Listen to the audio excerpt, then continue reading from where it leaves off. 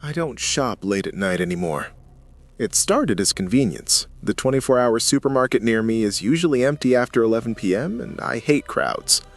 That night I went around 11:40. I just needed a few things: milk, pasta, cleaning supplies.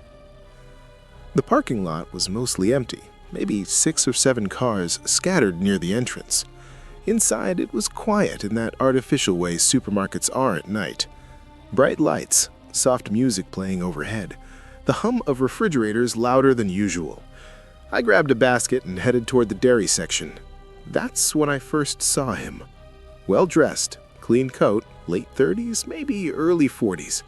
He was standing in front of the yogurt section, staring at labels like he was really thinking about it. As I reached for milk, he shifted slightly and smiled. "Long shelf life on these," he said casually, holding up a carton. "Kind of impressive." It caught me off guard. I gave a small, polite smile and, yeah, I guess. He nodded like we'd shared something meaningful and went back to looking at products. It didn't feel threatening, just unnecessary. I moved on. Next aisle, pasta. He was there too. I didn't see him walk past me. He was just there. He picked up a box of spaghetti as I reached for one. "Brand matters more than people think," he said lately. "Texture's different." I gave another tight smile. "I'll keep that in mind." He chuckled like we were old friends. That was the first moment something felt slightly off, not enough to alarm me, just enough to notice. I went to cleaning supplies. He appeared at the end of the aisle again. This time he didn't say anything immediately. He just glanced at what was in my basket.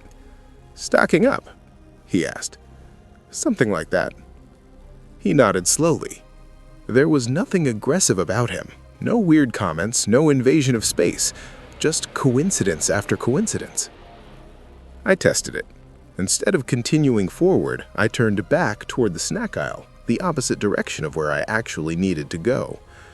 2 aisles later, he walked around the corner again, holding nothing.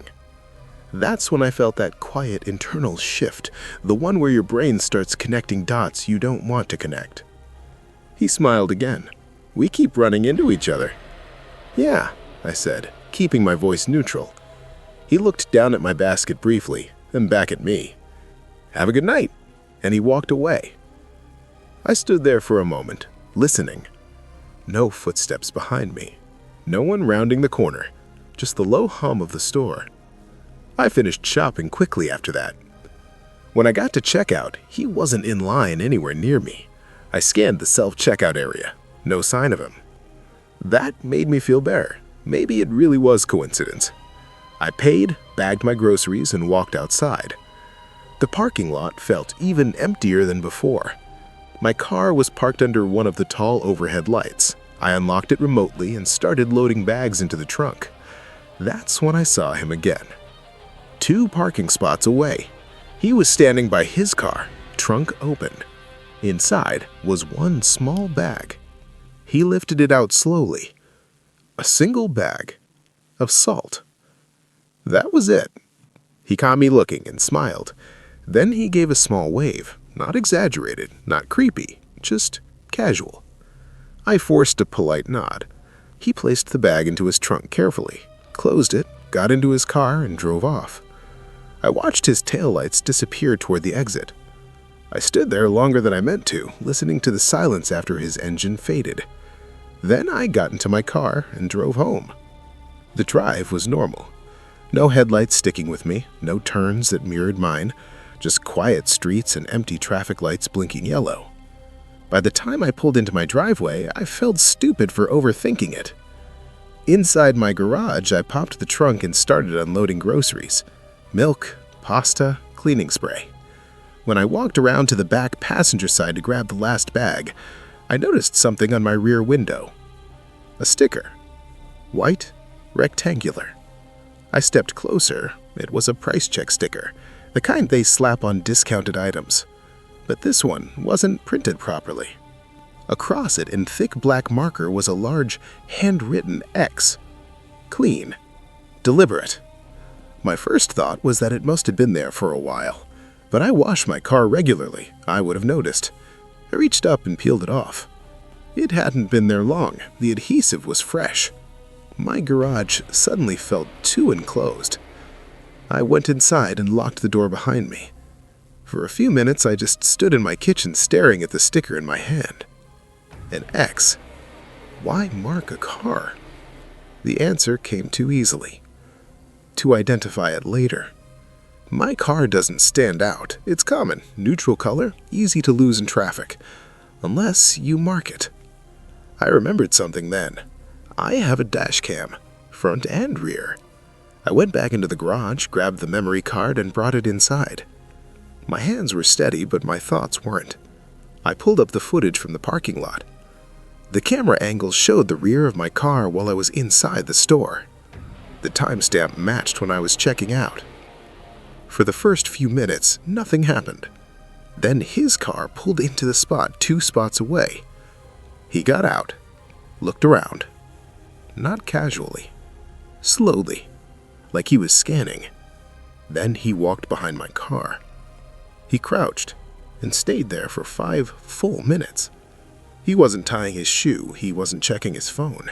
He was right up against my rear bumper.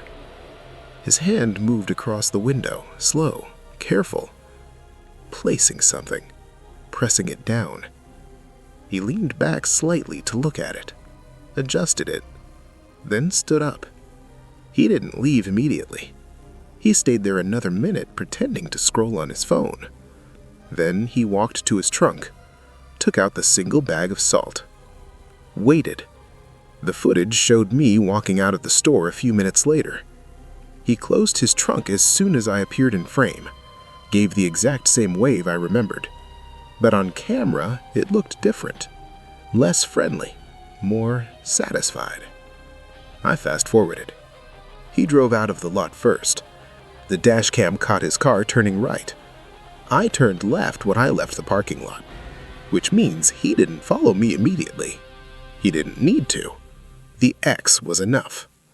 He could circle the area later, look for the marked car, follow it at a distance, in a different vehicle. There's no way to know how long he planned it, or how many times he's done it before. I reported it, gave the footage to the police. They told me marking vehicles isn't common, but it does happen. Sometimes for theft, sometimes for worse. They never identified him. No license plate match, no store ID, nothing. I check my car every time I leave somewhere now. Windows, doors, rear bumper. I don't shop late at night anymore. And I never ignore patterns. Because polite doesn't mean harmless.